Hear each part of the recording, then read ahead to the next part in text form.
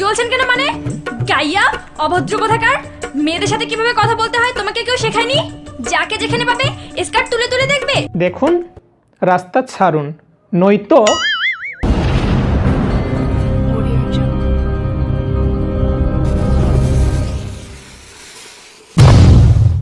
দেখি পছন্দ হলে তো কিনবো। না, আমিও পছন্দ মতো কিছু পাইনি।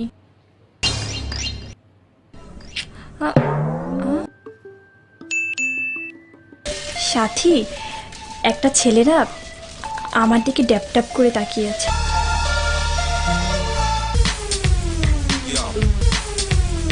সাথী, ছেলেটা না আমার দিকে আসছে।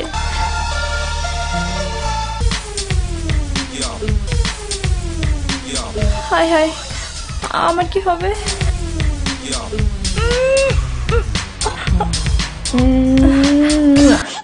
আমার জানটাও মনে হয় এই ডলের মতো এত বড় হয়ে গেছে। যাক বাবা, আমার কাছে আসেনি, ম্যানিকুইনের ড্রেস দেখছে। কত সুন্দর নাকগুলো, এই ডলের মতো সুন্দর, সব কিছু অনেক সুন্দর। 12 বছর পর দেখা করবা, অনেক বড় হয়ে গেছে আমার জানটা। কতদিন পরে দেখবো আমার জানটাকে। অবশ্যই এই ডলের মতোই হয়েছে। হাইটও পারফেক্ট, এরকমই হবে। সব কিছু তো ঠিক আছে, বাট কি যেন নাই। এই, কি এসব কি করছো তুমি? হ্যাঁ, স্কার্ট তুলে দেখতেছি। লজ্জা করে না তোমার? ছি! আরে আমি লজ্জা পাবো কেন? হ্যাঁ, আমি কি মেয়ে নাকি? আর আমি তো ডলের স্কার্ট তুলতেছি, আপনারটা তো তুলি নাই। হোয়াট? কি বলতে চাও তুমি? আমি বলতে চাই, আমি তো আপনার স্কার্ট তুলি নাই, তাহলে আপনার কেন এত জ্বলছে? কি জ্বলছেন কেন মানে? গাইয়া অভদ্র কোথাকার!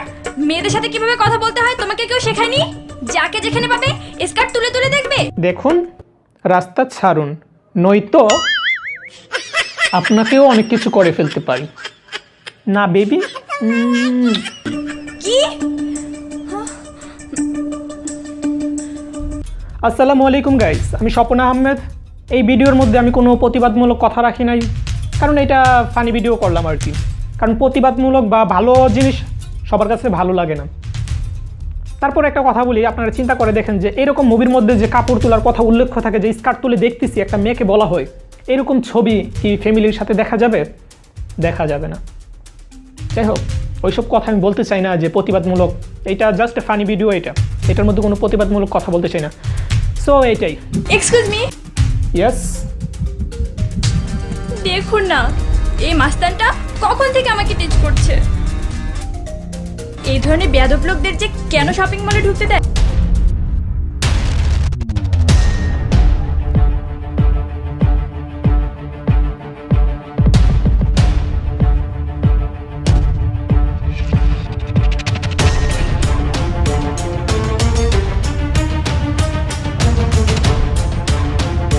ম্যাডাম, আপনি যান, আমি দেখতেছি। কিরে, সুন্দরী মেয়ে দেখলেই ডিস্টার্ব করতে মন চায়, তাই না?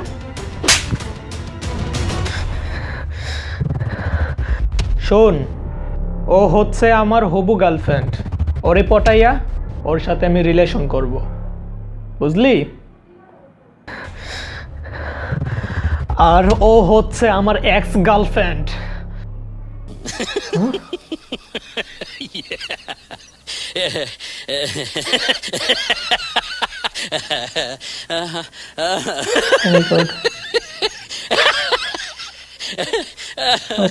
পালা পালা পালা, আমার স্নাইপারটা আমারে মারলে তুই ব্যথা দেবি।